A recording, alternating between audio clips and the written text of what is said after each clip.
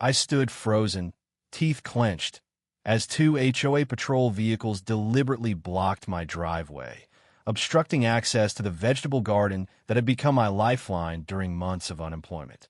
These neighborhood enforcers, dressed like authority figures but lacking a single badge of legal power, thought they were untouchable. What they didn't know was that buried deep within the county ordinances was a specific legal provision that would not only protect my modest garden, but also pull the curtain back on their entire corrupt operation. At first, I thought it was the police when the marked car rolled to a stop in front of my home. My chest tightened, but this was the Garden View Estates HOA patrol, with a knockoff emblem that mimicked a sheriff's badge painted on the doors. The vehicle pulled up to the edge of my raised beds. I dropped my watering can and hurried toward them. "Can I help you?" I asked as a tall, severe woman stepped out, clipboard in hand. Her name tag read, Audra Whitmore HOA Enforcement. Her platinum-dyed hair was pulled so tightly into a bun it looked like it might snap off her skull. Her expression was locked in a permanent scowl. "This is completely unacceptable," she announced, motioning toward my tomato plants. "This used to be a respectable neighborhood. 6 months earlier, I lost my engineering job when the aerospace plant shut down. Applications went unanswered. Bills piled up. So, out of necessity, I turned my concrete driveway into a small-scale garden. Wooden pallets and soil bags from the clearance section at Morton's Garden Center served as raised beds. Every vine of tomatoes, every sprig of basil, meant one less trip to the grocery store. "It's just vegetables," I said. "For food." She scribbled on her clipboard.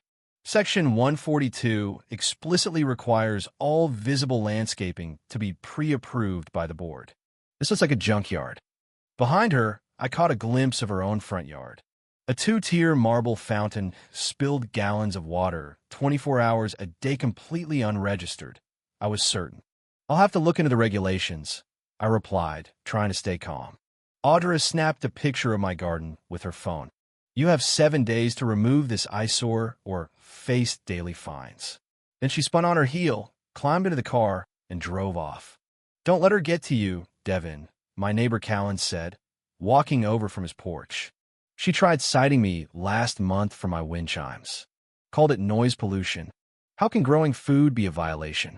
I asked, dumbfounded. Callan shook his head. "Not if it's behind a fence where they can't see it. That's why my garden's in the back." "Front-facing gardens? Different story." I sighed. "I don't have a backyard. Just a shaded patio that barely sees any light." "Then you might really be in for a fight," Callan warned. "Audra's husband owns a big real estate firm. They've been buying up properties left and right, trying to transform this place." That night, I barely slept. My driveway garden wasn't a hobby, it was survival. 20 raised beds fed me daily and even gave me enough surplus to sell at the weekend farmer's market for gas money. I dusted off the HOA handbook I'd received 3 years ago when I moved in. Back then, the landscaping section was 2 pages long. Audra's updated version was now 26 pages thick, filled with absurd rules governing everything from acceptable grass species to hose colors. Section 142 did mention visible landscaping needing approval, but only if it was a permanent alteration. My garden was temporary. Nothing nailed down. The beds could be moved in an hour. The next morning, I took photos of every inch of my garden and then wandered around the neighborhood documenting clear violations. Unapproved lawn ornaments, basketball hoops, tacky flags. I made sure to get plenty of pictures of Audra's giant fountain. 3 days later, I returned home to find Audra and 3 men in branded HOA polos scanning my driveway with laser tools. They were placing bright orange violation stickers on my garden beds. "Excuse me," I called out. "This is private property." A tall man with a buzz cut didn't even glance up. "HOA regulations allow inspection of visible violations," he said flatly. "This garden occupies 62% of your driveway. You've exceeded the 25% modification threshold." "There's nothing about driveway percentages in the bylaws," I replied. "New amendment passed last month," he said, handing me a paper dated that very day. That evening, Audra parked across the street and snapped photos of people buying my produce. "When sweet misses." Delgado from down the block brought me an apple pie in exchange for zucchinis. Audra cornered her. You shouldn't enable rule breakers, she sneered. I've lived here longer than you've been alive, Audra. Mrs. Delgado said firmly. This neighborhood used to thrive on shared food and goodwill. After she left, I found a plain envelope stuck in my fence. Inside was a check for $500 and a note that read, "For your garden supplies. Don't give up." A neighbor. I slept uneasily that night. Around midnight, a luxury sedan pulled up and idled in front of my house. I peered through the blinds. Inside was a man on the phone, gesturing toward my property. Through the glass, I caught snippets of his conversation. Prime corner, lot once we clear him out. A week later, I received a letter stamped with final notice. The paper inside was heavy stock with embossed gold logos. Cease and desist all unauthorized agricultural activities, it read. The fines would start at $100 a day and double weekly. It was signed by Marcus Kerrigan, HOA president, and Audra Whitmore, enforcement chair. Callan watched me silently from his porch as I read the letter. They're not just targeting your garden, he said when I walked over. Reynolds Realty filed plans with the city to build luxury condos.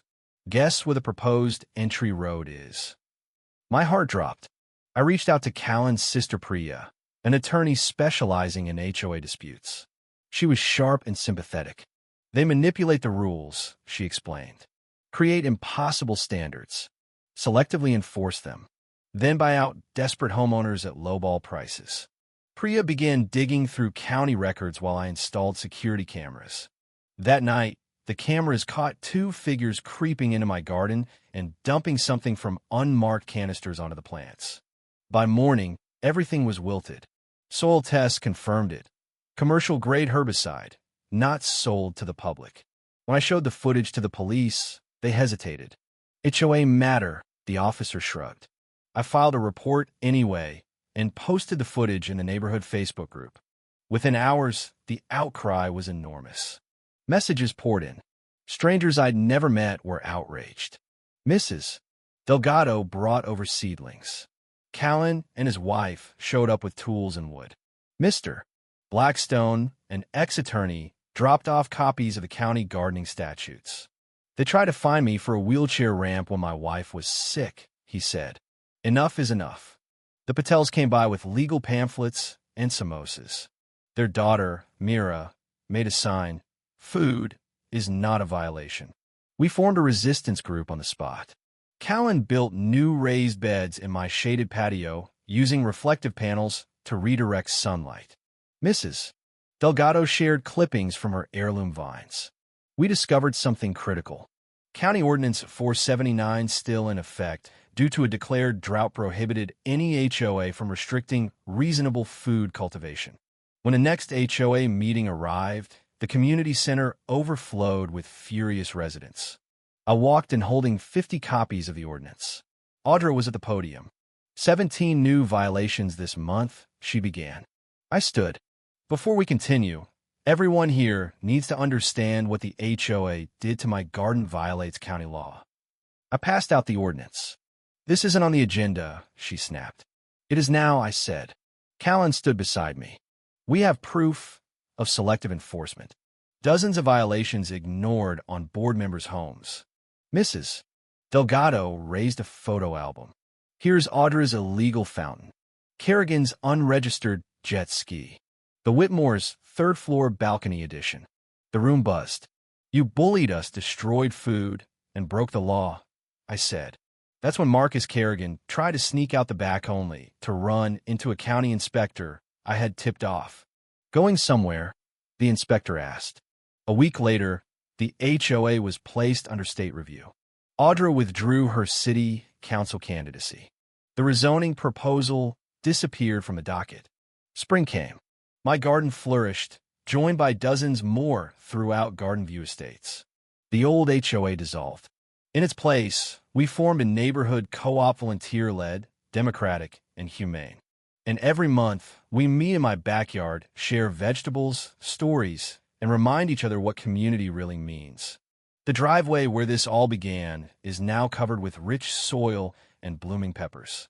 I sent Audra one last Laterno threats, just a basket of tomatoes. With it, a note: sometimes the best defense is knowing the rules better than the ones who try to weaponize them.